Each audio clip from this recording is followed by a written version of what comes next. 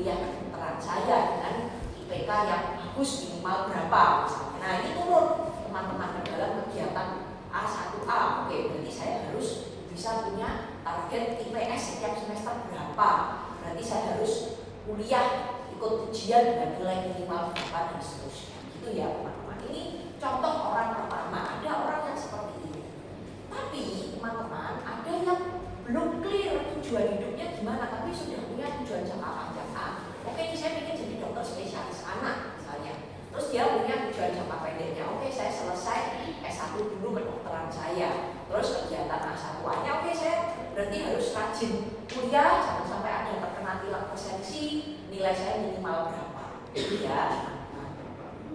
Nah, ada juga yang seperti ini.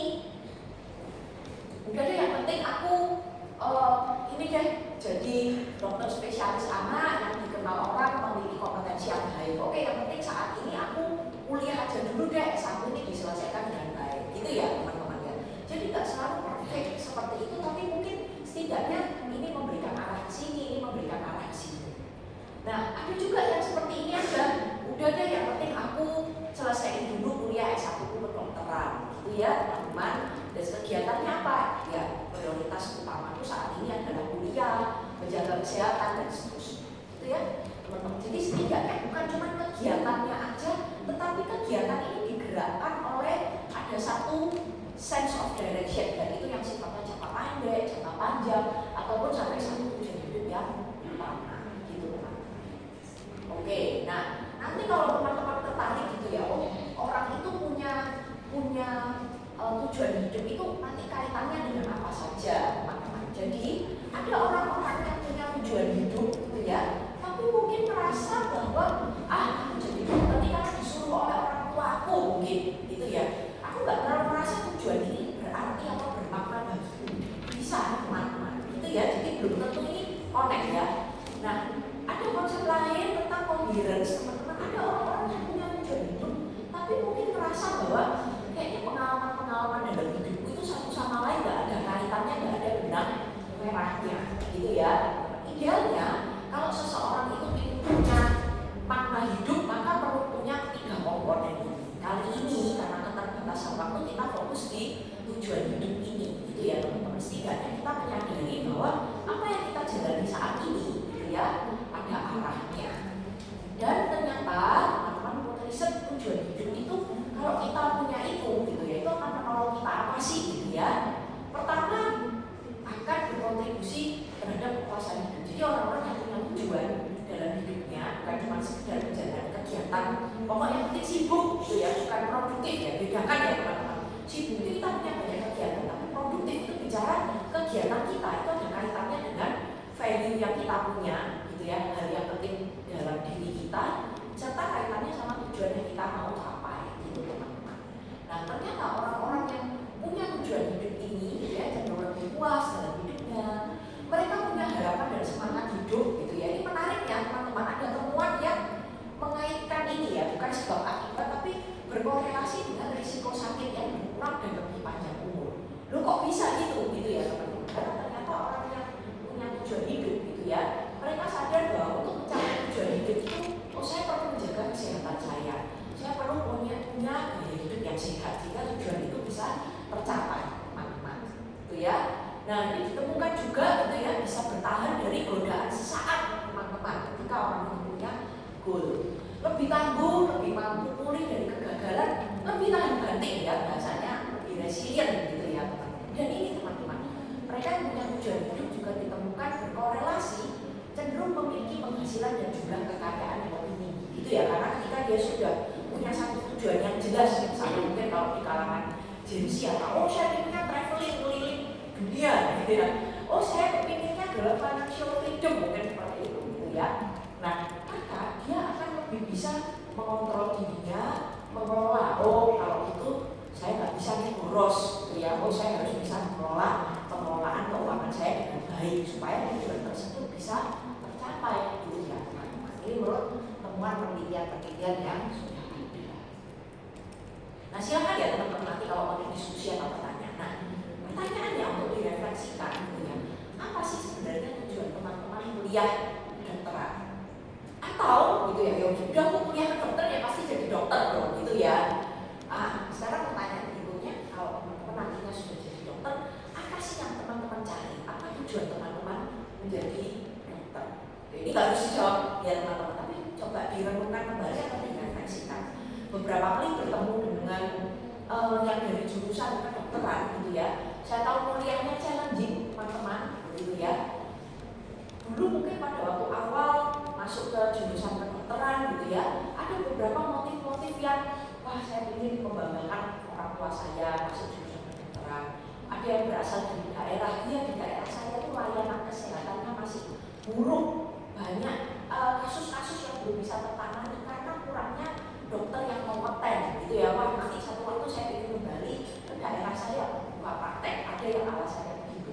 Tapi ketika akhirnya ikut perkuliahan dengan segala tantangan yang ada, banyak akhirnya yang lupa gitu ya teman-teman, kehilangan motivasi itu, kehilangan arah itu gitu ya, karena capek, karena burnout, karena lelah dengan segala tantangan yang ada. Saya pikir itu bukan hanya di kedokteran teman-teman, tetapi juga di berbagai jurusan lain, di kuliah gitu ya, seringkali karena aktivitas yang begitu padat gitu ya. Saya pernah bertemu dengan mahasiswa kedokteran, kayaknya hidup saya itu cuma tidur sama kuliah, itu aja hidup saya rasanya. Kayak 8 jam tidur, 8 jam sisanya tuh kuliah, 8 jam lainnya tuh miscellaneous, saya nggak bisa deskripsikan gitu ya. Kadang ya cuci baju, kadang saya mungkin makan di luar dan sebagainya gitu ya. Saya nggak bisa deskripsikan, rasanya hidup saya cuma itu aja gitu ya.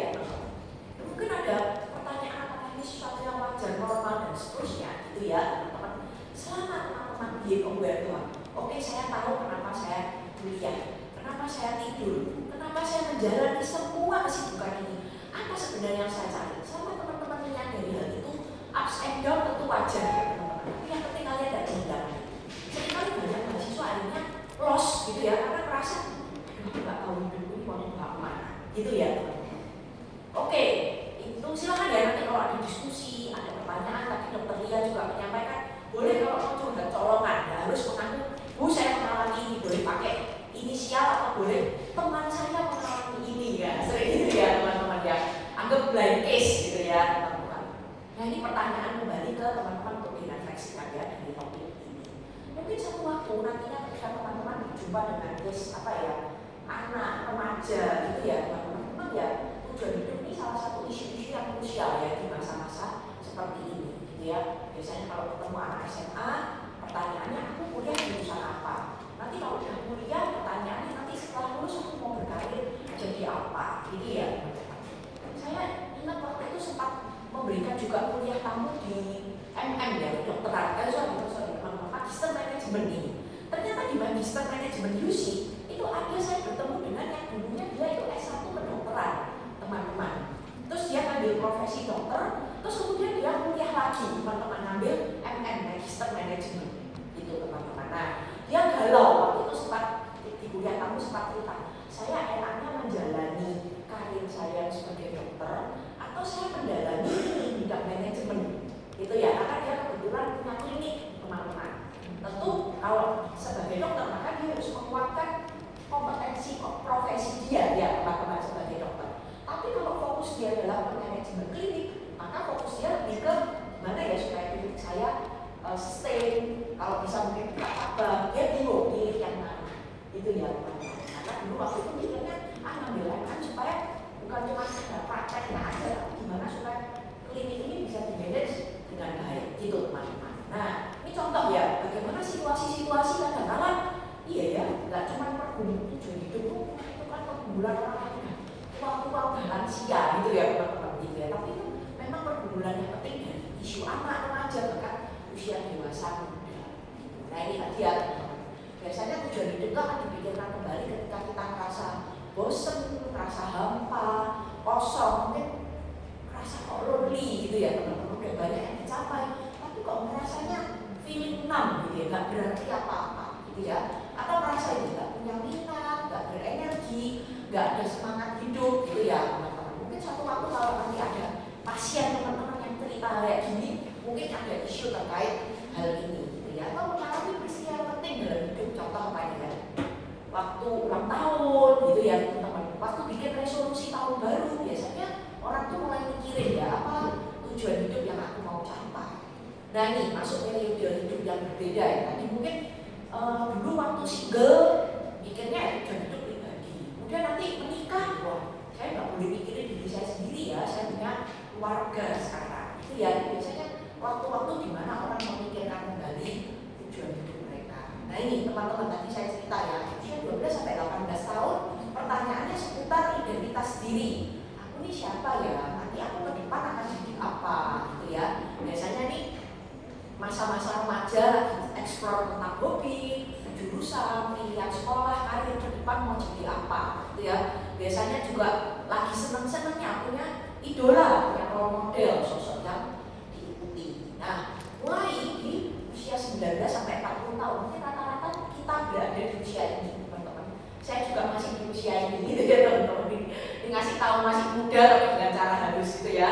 Saya masih di usia ini juga, teman-teman. Nah, tujuan hidup saya versus tujuan hidup keluarga. Mungkin kalau kondisi teman-teman, orang tua kepingin saya bekerja seperti ini atau mencapai tujuan ini. Nanti setelah selesai kuliah nikah aja dulu, mungkin yang cewek-cewek gitu ya.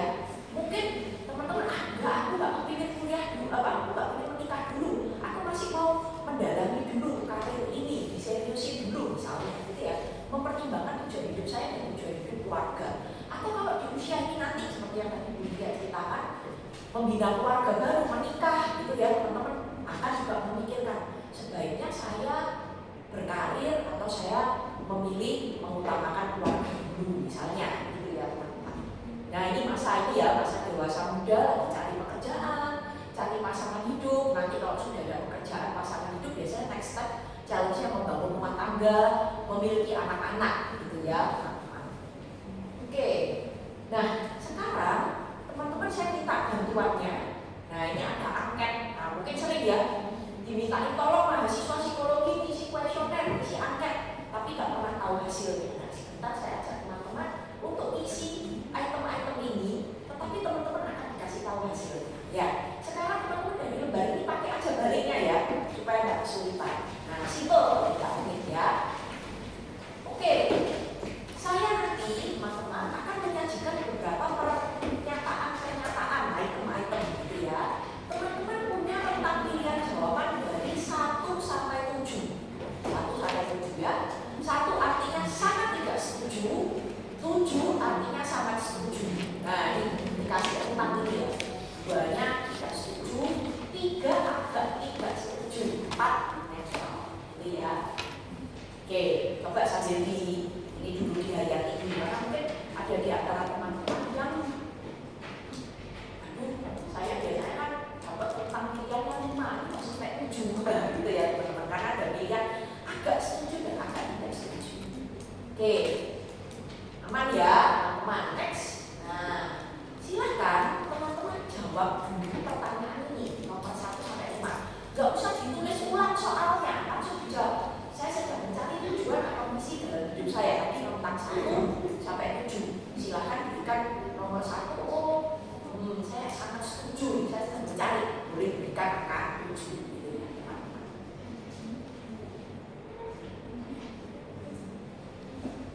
Gak sulit, cuma 5 aja itemnya, cuma 5 aja. Kalau lupa, bentar ini. Nah, kalau lupa mungkin mau difoto atau diingat kembali. Nah, silahkan.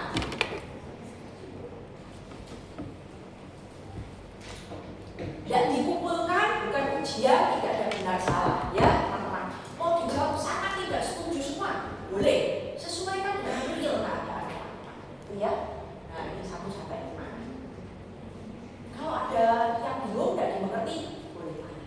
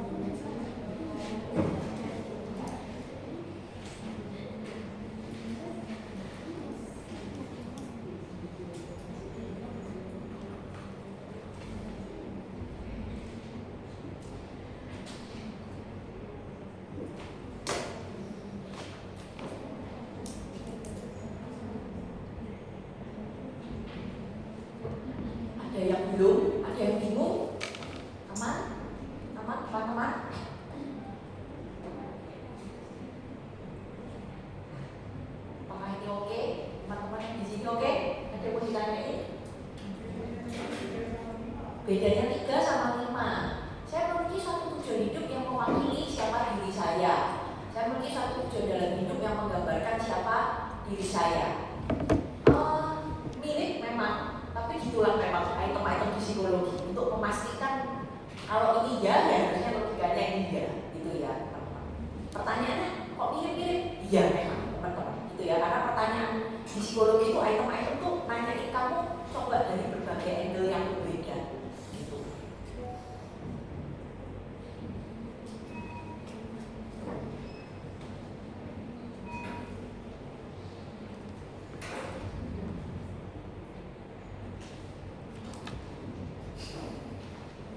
Oke, ada pertanyaan? Aman teman-teman semua? Oke ya, kayaknya keheningan ini berarti baik-baik saja. Oke, nah sekarang teman-teman, kalau sudah jawaban kalian tadi, silahkan untuk nomor 1 dan nomor 4 itu dijumlahkan. Hanya nomor 1 dan 4 ya, bukan nomor 1 sampai 4 ya. 1 dan 4 tolong dituliskan berapa total skornya. Itu bernama skor A nantinya ya teman-teman. Satu dulu, 1 dan 4 dulu. Jumlahkan skor nomor 1 dan 4. Jawaban masing-masing dari kalian. Misalnya nomor 1-nya dijawab 5, nomor 4-nya dijawab 7. Berarti 5 tambah 7 12. Berarti skor A saya 12. Itu teman-teman. Oke. Simpel nih harusnya ya. Berikutnya sekarang jawaban teman-teman di soal nomor 2, 3, dan 5. Sisanya ya 2, 3, 5 itu tuliskan sebagai skor B. Jadi setiap dari teman-teman harus punya skor A berapa, skor B berapa. 2, 3, 5.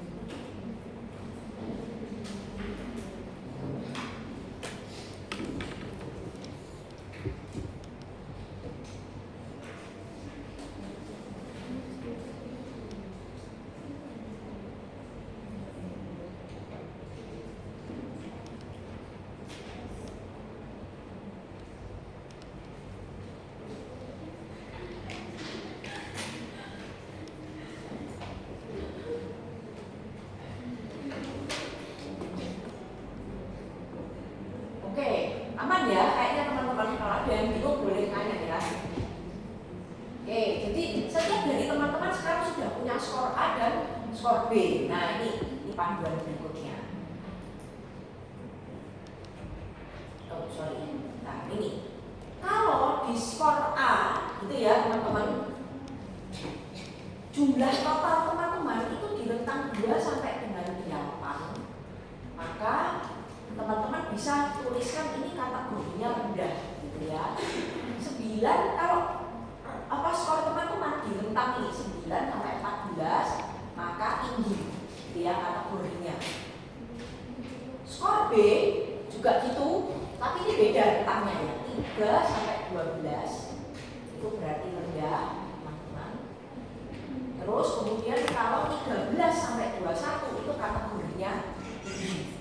Teman-teman boleh tulis, oh skor tadi saya di samping itu, misalnya tadi skor A 5 tambah 7 12, oh berarti saya masuk yang tinggi gitu ya teman-teman. Skor B juga gitu, misalnya saya di angka 10 maka ditulis rendah gitu, teman-teman.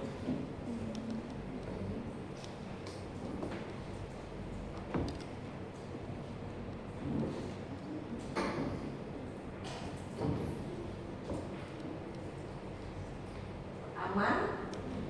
Jelas? Ya, aman ya teman-teman ya, bisa diikuti ya karena kita lagi scoring mandiri ya. Kalau kalian isi kuesionernya mahasiswa psikologi, yang scoring mahasiswa psikologinya gitu ya. Kalau ini teman-teman diberikan panduan untuk scoring sendiri. Oke, sudah ya, aman. Next. Nah, ini kita pindah. Sekarang apa ini artinya? Nah, jadi skor tadi teman-teman bisa dikelompokkan ke dalam 4 kelompok gitu ya. Nah, kalau ada di antara teman-teman tadi skor A-nya rendah tapi skor B-nya tinggi, maka saat ini teman-teman itu masuk kategori orang-orang yang sudah punya tujuan hidup dan sedang tidak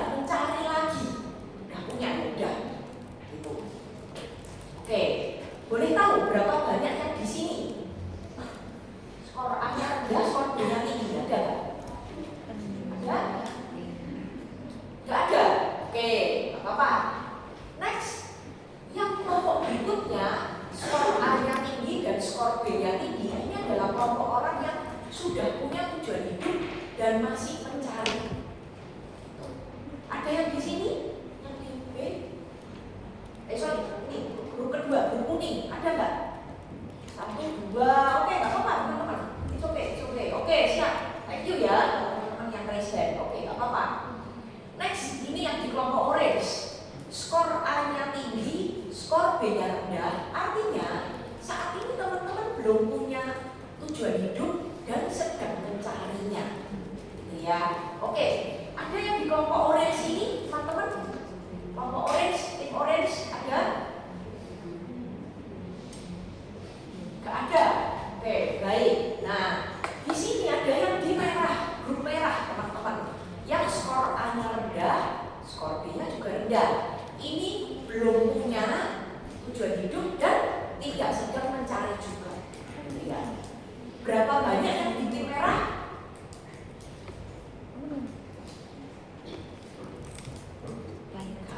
Dan sisanya ini berarti di tim mana? Kalian yang gak angkat tangan teman-teman. Ulang lagi ya. Yang hijau umumnya tidak mencari. Jangan merasa yang bagus yang hijau. Bukan ya teman-teman, itu cuma warna aja ya. Yang hijau, tim hijau ada. Oke, punya tidak mencari. Oke, siap. Thank you teman-teman. Yang kuning. Oke, tadi ya sudah angkat tangan ya. Siap, thank you teman-teman. Yang orange. Yang orange nggak ada. Yang merah ada teman-teman. Ada. Oke, siap. Nggak apa-apa. Thank you ya teman-teman. Bukaannya nggak apa-apa. Nah, memang teman-teman kita nanti akan secara real ya. Memang ada 4 kelompok orang ini terkait dengan tujuan hidup itu teman-teman. Jadi, Bu ini sekarang kita bahas dulu yang hijau itu ya Bu ini kenapa ya mereka kok udah punya terus tidak mencari gitu ya. Teman-teman memang ada kelompok individu yang seperti ini. Jadi dia merasa bahwa tujuan yang sudah dimiliki saat ini itu sudah merupakan apa ya? Oh ini gue banget gitu ya. Saya merasa tujuan yang saya punya itu sudah selaras, sejalan gitu ya. Baik itu dengan apa yang saya anggap penting dalam hidup saya, nilai saya, prinsip-prinsip yang saya miliki gitu ya.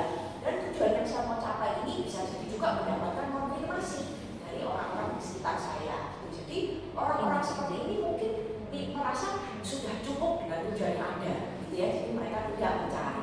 Apakah ini lebih baik, lebih buruk? Tidak, teman-teman. Ini kita bicara pengelompokan berbagai macam tipe orang. Nah, di kelompok yang punya dan mencari, teman-teman, kelompok-kelompok ini cukup common dan cukup sering memang teman-teman banyak ditemukan di budaya kolektivistik budaya Asia seperti kita. Kenapa teman-teman gitu ya? Wah, bukan berarti orang punya kok masih nyari. Ini orang-orang yang tidak bersyukur dan tidak puas. Bukan ya teman-teman ya, jadi bukan gitu penilaiannya. Memang teman-teman di budaya Asia, di budaya kolektivis gitu ya, tujuan hidup yang kita bikin itu bukan cuma sekedar apa yang saya inginkan. Bisa jadi tujuan hidup ini akan dinamis seiring dengan mungkin ada ekspektasi sosial dari orang-orang di sekitar kita, signifikan others kita, gitu ya. Dulu jomblo, sekarang punya pacar. Oh mungkin ada proses juga, kok kayaknya aku mesti mengevaluasi lagi nih tujuan hidup yang aku miliki, gitu ya teman-teman.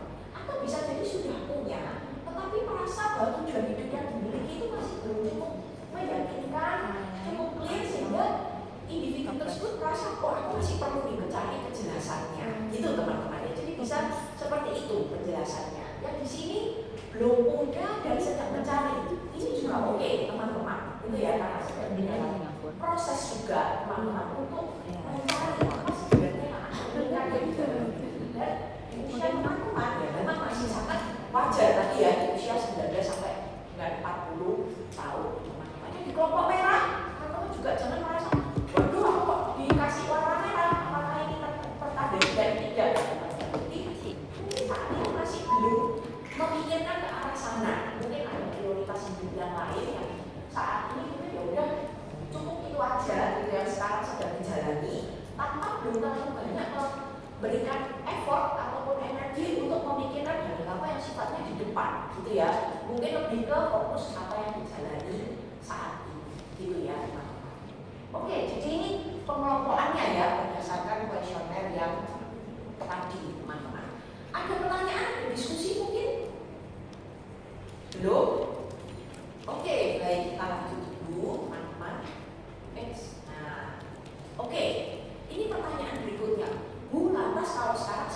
tahu saya itu yang di tim hijau, tim kuning gitu ya, tim oranye, tim merah gitu ya. Apa yang sebaiknya saya lakukan gitu ya teman-teman.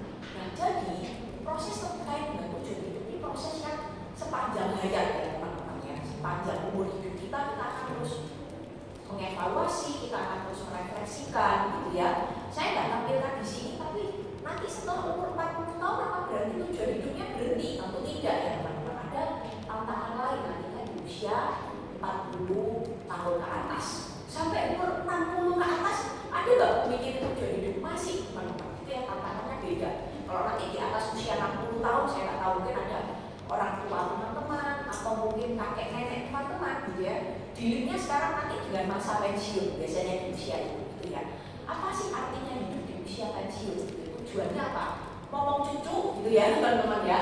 Atau mau menjalani hari-hari seperti apa di masa pensiun? Tantangannya beda lagi nanti teman-teman. Tapi karena ini proses sepanjang hayat gitu ya teman-teman, sepanjang kita hidup, maka ini ya sikap yang perlu dimiliki oleh teman-teman di kelompok apapun gitu ya adalah jadikan perjalanan hidup teman-teman seperti layaknya membuat masterpiece. Ya, pertanyaannya mungkin ini, ada nggak ya teman-teman yang pernah membuat masterpiece gitu ya dalam kehidupan teman-teman?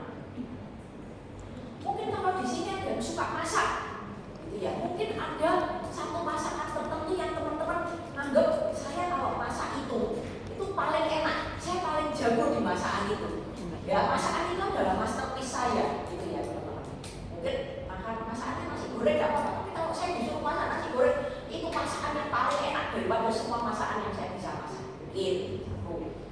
Atau kalau di sini ada teman-teman yang bisa bermain musik, nah mungkin ada lagu tertentu, aransemen tertentu yang kalian rasa wah ini masterpiece saya gitu ya. Masterpiece itu kan satu karya unggulan gitu ya teman-teman. Atau mungkin kalau di sini teman-teman kuliah, mungkin ada mata kuliah tertentu yang jadi masterpiece kalian.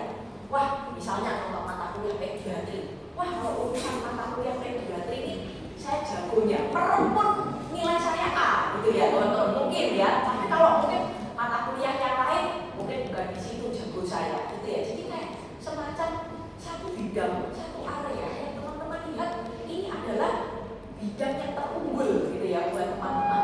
Mungkin kalau ada di sini teman-teman yang art, senang melukis, apalagi ya mungkin ada yang suka merajut gitu ya. Mungkin ada satu teknik-teknik karya tertentu yang teman-teman lihat wah saya jagonya di situ gitu ya teman-teman.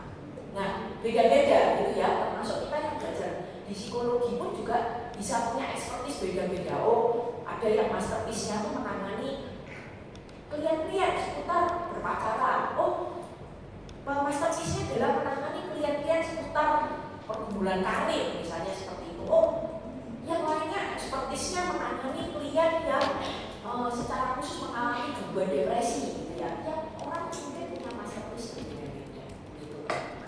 Nah sama seperti ketika kita itu apa ya mengerjakan hal yang jadi bidang unggulan kita, itu kan nggak dalam semalam langsung jadi ya. Ada proses kita mengevaluasi gimana ya supaya jadi lebih baik gitu ya.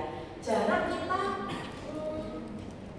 mengerjakan masterpiece itu cuma dalam semalam, sekali masak langsung itu jadi masterpiece gitu ya. Kadang setelah dimasak, kayaknya bumbunya ini kebanyakan, oh kayaknya ini coba dikurangi, oh coba diganti nasinya gitu ya, bahan nasinya mungkin yang harus berbeda, misalnya seperti itu gitu ya teman-teman.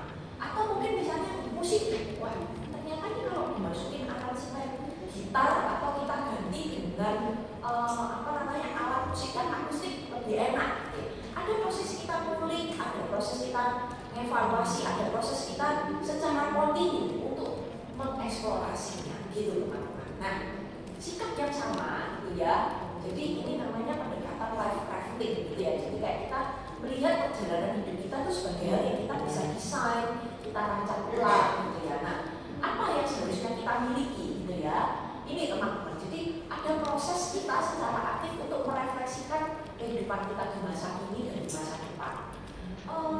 Ada banyak situasi-situasi di mana di usia-usia teman-teman, usia teman-teman ini kan emerging adult ya, banyak habis energinya mungkin untuk overthinking. Tapi sebenarnya overthinkingnya tanpa arah yang jelas gitu ya teman-teman. Gitu ya. Jadi sebenarnya yang penting bukan masalah overthinkingnya 10 tahun ya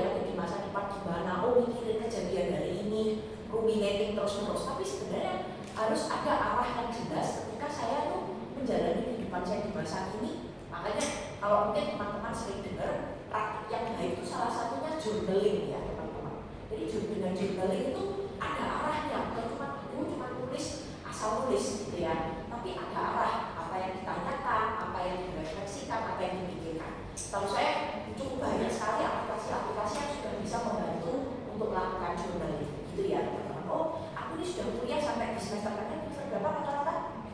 6. Wah, aku udah di semester 6. Nanti tanpa sadar aku udah 3 tahun kuliah. Refleksikan perjalanan 3 tahun ini gitu ya.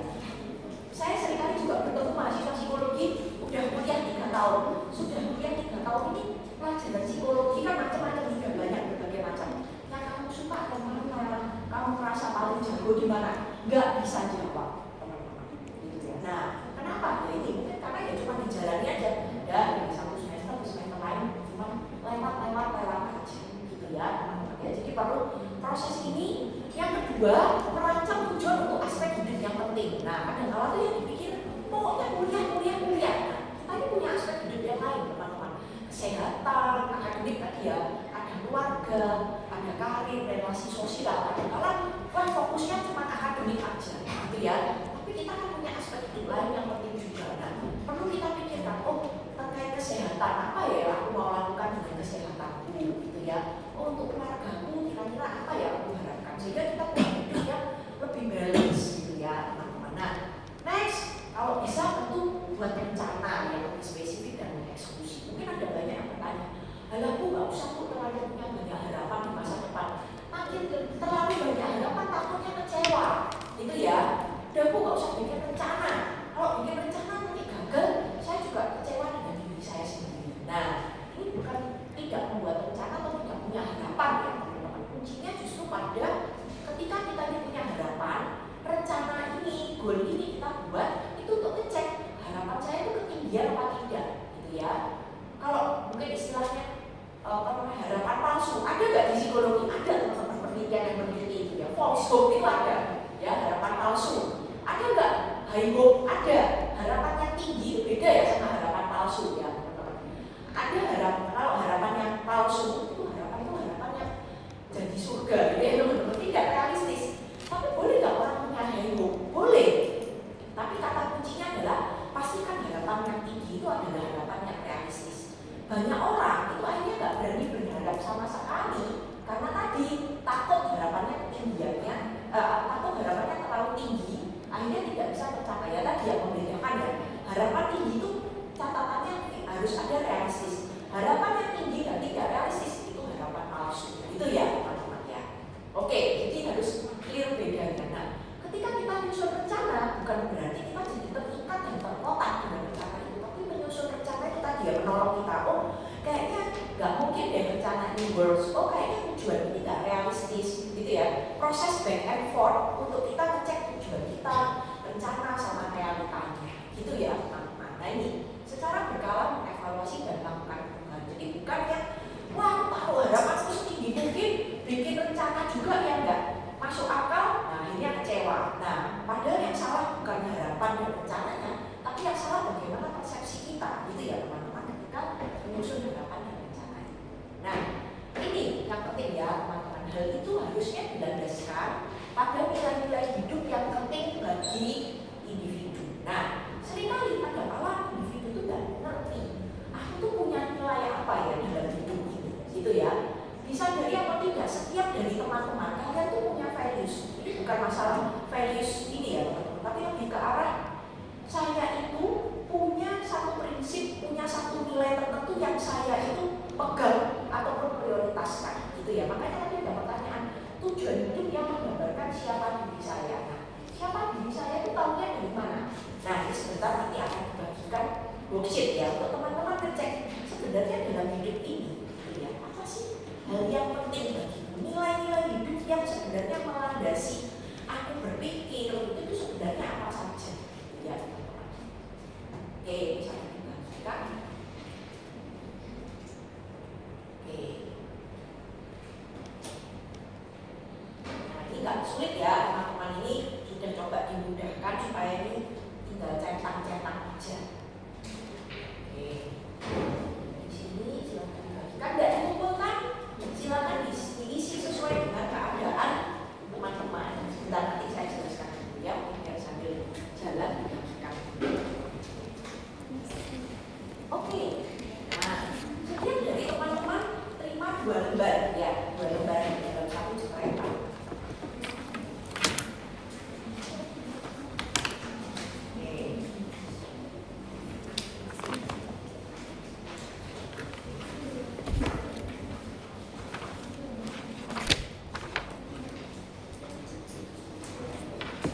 Kok aku kayak orang mau ikut NMT. Oke, nah teman-teman biasanya gitu ya, tujuan hidup itu tidak tiba-tiba kayak belum aku ingin jadi ini gitu ya, tapi biasanya ada value-value yang kita pegang, prinsip-prinsip yang kita pegang gitu ya, yang kalau itu terpenuhi, itu bisa dilaksanakan, bisa dieksekusi. Inilah yang akan bikin teman-teman merasa fulfill. Wah, aku merasa kayak hidupku tuh merasa penuh gitu ya teman-teman gitu ya. Nah, ini lembar yang barusan dibagikan gitu ya, akan menolong teman-teman untuk menentukan apa sih hal yang paling penting dalam hidup ini, atau hal-hal yang aku pikir membuat aku tuh unik gitu ya, ketika aku berkontribusi di dalam hidup gitu ya. Oke teman-teman, setiap kalian sudah terima ini, jadi ini silakan nanti teman-teman bawa tidak untuk dikumpulkan untuk menolong teman-teman refleksi gitu ya. Teman-teman lihat di halaman pertama gitu ya, ini ada 4 kolom yang berbeda. Di halaman berikutnya gitu ya, itu juga ada 5 kolom yang berbeda teman-teman. Nah, setiap kolom itu mewakili satu value teman-teman. Satu kolom mewakili satu value gitu ya.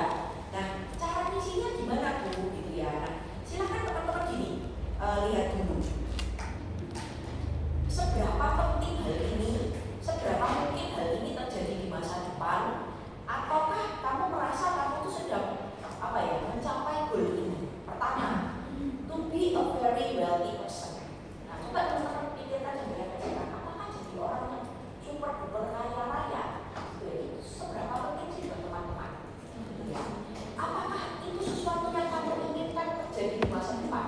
Atau jangan-jangan mungkin sekarang teman-teman sedang, aku tuh jadi dokter Bu, ya tujuannya memang ini Bu, gitu ya, supaya aku jadi orang yang super duper kaya raya. Kalau misalnya iya, kalau iya, silakan teman-teman centang di situ, kasih tanda centang, ya. Dan tidak ada pemikiran aku dokter mengajar kekayaan, jangan berpikir itu. Apa yang teman-teman pikirkan, gitu ya. Kedua, nah itu to have many expensive possession, punya barang-barang yang mahal, gitu ya.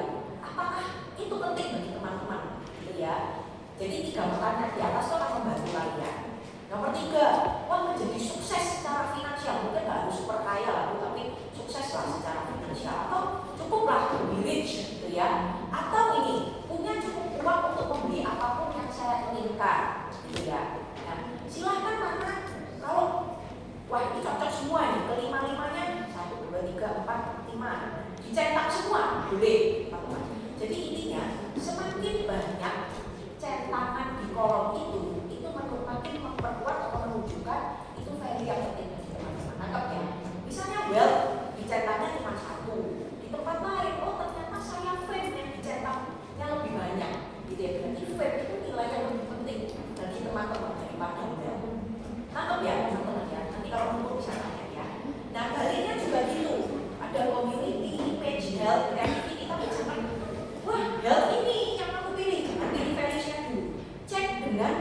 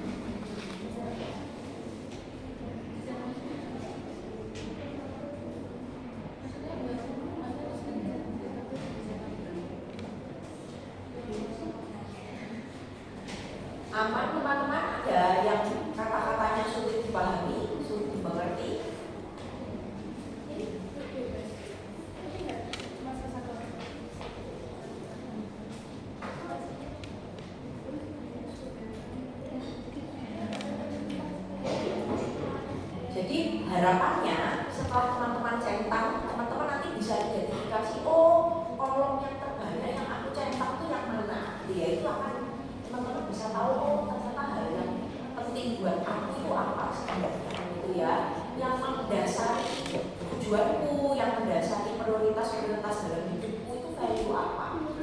Nah, apa relevansinya gitu ya. Jadi kalau teman-teman menyadari, oh misalnya ternyata yang penting bagiku tuh wealth gitu ya, berarti bisa jadi teman-teman tujuan-tujuan yang teman-teman miliki dan kembangkan ke depan gitu ya, itu akan lebih relevan gitu ya, represent diri saya itu apa, kalau itu terkait dengan wealth. Oh kalau itu terkait dengan personal growth, oh berarti teman-teman ketika memikirkan satu kegiatan, satu tujuan atau satu tawaran, satu peluang, memikirkan keputusan, nah cross check lagi, kira-kira kaitannya apa ya sama values yang aku miliki tentang personal growth gitu ya. Banyak orang merasa, aduh aku kok kejadian ini terasa hampa, gak ada artinya buat gue, itu tadi karena gak connect dengan values yang penting buat hidup dia, cuma dijalanin aja. Karena kenapa ya, karena ya break point mau gak mau ya supaya bisa lulus dengan baik, tapi gak merasa mengerjakan kegiatan organisasi break point itu gak ada kaitannya ternyata sama values yang dimiliki. Ngerti ya teman-teman ya? Jadi ini kayak kita menolong supaya oh aku tahu ya konektivitas antara siapa aku, apa yang penting buatku dengan yang aku capai di depan sama yang aku kerjakan hari-hari, itu semuanya harus saling terkoneksi.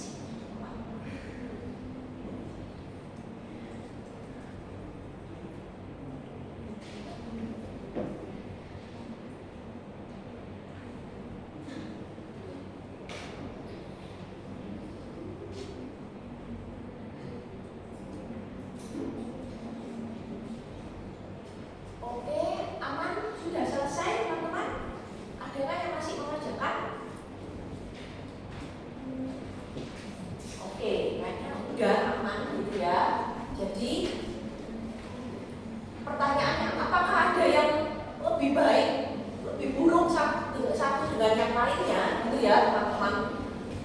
Catatannya adalah as long as itu sejalan gitu ya dengan apa yang teman-teman memang mau kejar, apa yang mau cari. Jadi misalnya, apakah yang health lebih baik dari yang creativity, atau creativity ini lebih baik dari fame dan seterusnya gitu ya teman-teman.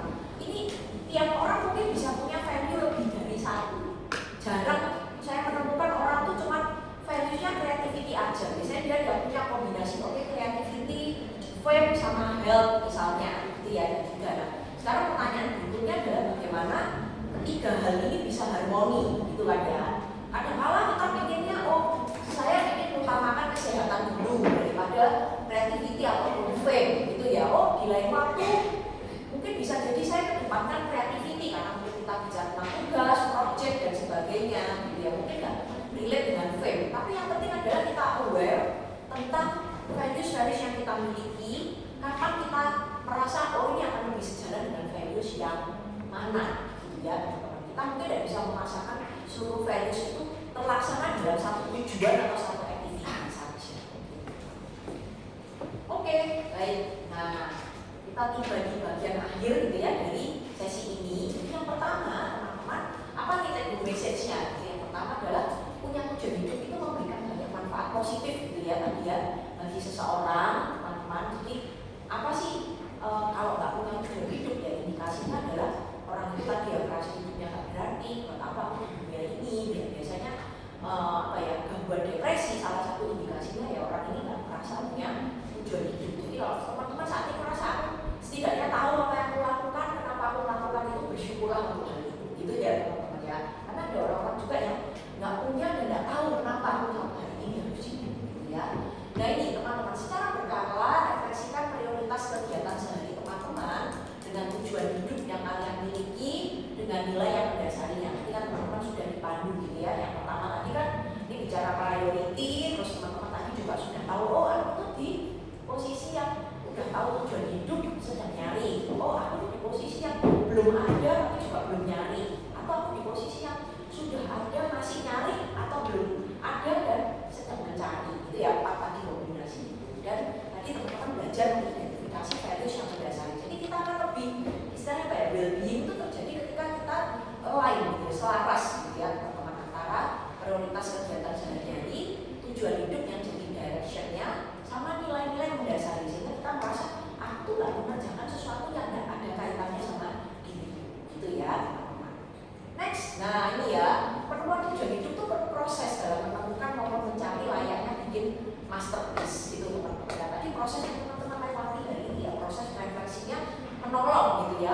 bisa itu tadi bikin masterpiece itu perlu dicek, dievaluasi pakai tools seperti ini gitu ya. Bahkan teman-teman mungkin bukan hanya ini ya, psikotes itu kan diperlukan hanya untuk kayak tes bakat minat, tidak teman-teman gitu ya. Kan psikotes itu juga bisa digunakan. Aku tuh ingin dapat feedback ya tentang kelebihan kekurangan diriku, adalah apa yang perlu improve supaya kalau aku kenal diriku lebih baik. Itu pun juga bagian dari proses gitu ya teman-teman. Kemudian ini yang terakhir teman-teman. Jadi terima kasih banyak teman-teman untuk sesi hari ini. Silakan mungkin kalau ada yang mau ditanyakan, didiskusikan seputar tujuan hidup, tentang kaitannya mungkin dengan mata kuliah ini ya, tentang isu-isu terkait anak, isu-isu terkait remaja, silakan teman-teman. Atau mungkin pertanyaan dari pengalaman teman-teman sendiri juga boleh, silakan kalau ada yang di-sharekan.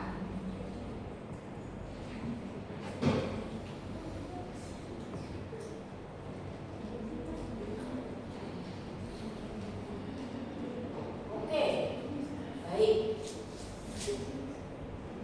Ada katanya kalau di budaya timur kita harus menunggu waktu, memberikan waktu ekstra sebelum orang itu bertanya. Ada seperti di budaya barat, ada pertanyaan, langsung tanya. Biasanya di budaya timur tuh kalau orang mau tanya, lihat situasi sekeliling dulu ya.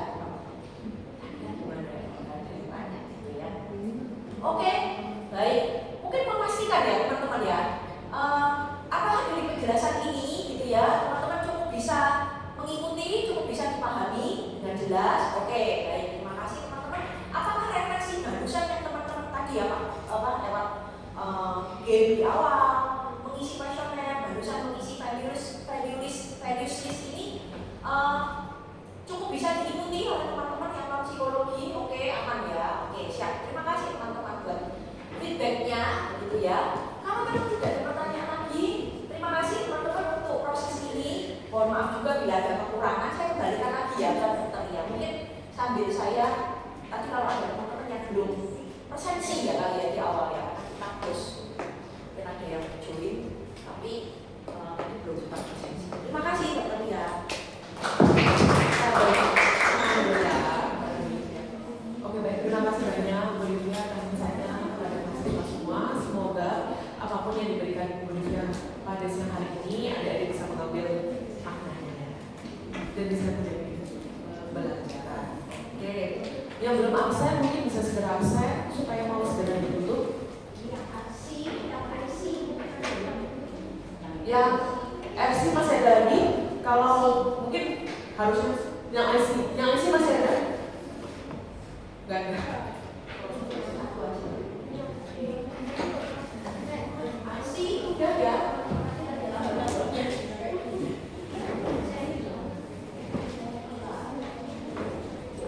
Ada lagi? Kalau udah ya. Shalom. Ada lagi? Udah?